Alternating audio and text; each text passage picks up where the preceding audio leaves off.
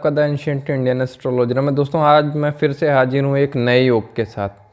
दोस्तों आज मैं आपसे बात करूँगा संतान अभाव योग इन कुंडली। दोस्तों जिस योग के बनने से संतान का अभाव हो जाता है, जीवन में संतान होती नहीं है, अगर होती भी है तो वो जीवित नहीं रह पाती। दोस्तों उसके लिए दोस्तों एक रूल है कि यह योग कैसे बनता है कुंडली में। देखिए दोस्तों, रूल यहाँ पर लिखा हुआ है। रूल क्या कहता है कि पंचमेश से पंचम, छठे और 10वें में यदि केवल पापक ग्रह हो तो उसको संतान नहीं होती, यदि होती भी है तो जीवित नहीं रहती। दोस्तों आइए दोस्तों समझने की कोशिश करते हैं यह योग बनता कैसे है।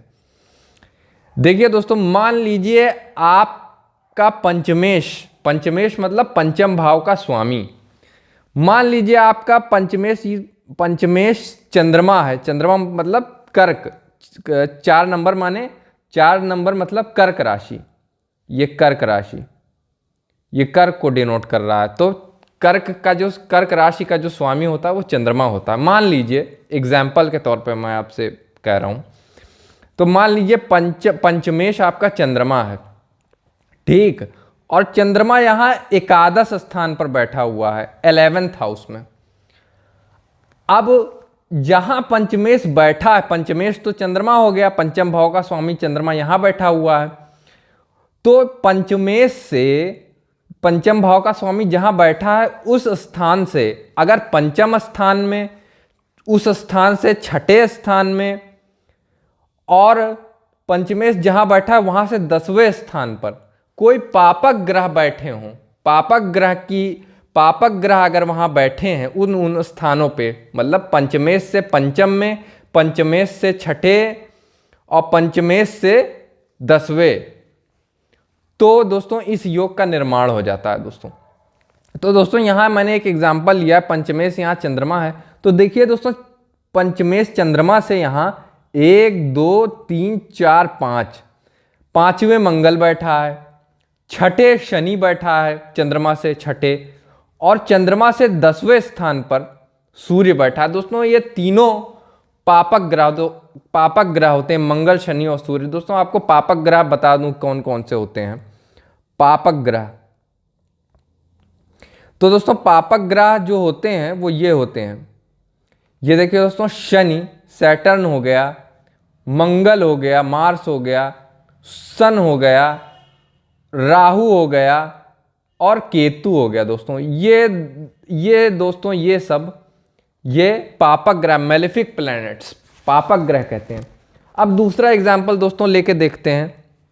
मान लीजिए कोई जरूरी नहीं है कि सबका पंचमेश चंद्रमा ही हो, किसी का कुछ हो सकता है, किसी लग्न की कुंडली हो सकती है, किसी लग्न, उस हिसाब से पंचमेश भी बदल जाता है। दोस्तों मान लीजिए आपका पंचमेश जो है वो बुध है, ठीक, बुध मतलब कन्या राशि, यहाँ 6 नंबर ये कन्या को डिनोट कर रहा है। दोस्तों कन्या राशि आपकी पंचम स्थान पर पड़ रही है, और पंचमेश बुध जो है यहां अष्टम में बैठा हुआ है बुध। अब बुध से 5वां स्थान कौन सा हो गया, 1 2 3 4 5, 5वां स्थान में मान लीजिए राहु बैठा हुआ है, और छठे स्थान पर बुध से छठा स्थान कौन सा हो गया, ये लग्न हो गई, यहां हो गया। तो यहां पे मान लीजिए शनि बैठा है, और बुध से 10वां स्थान कौन सा हो गया, 1 2 3 4 5 6 7 8 9 10, 1 2 3 4 5 6 7 8 9 10।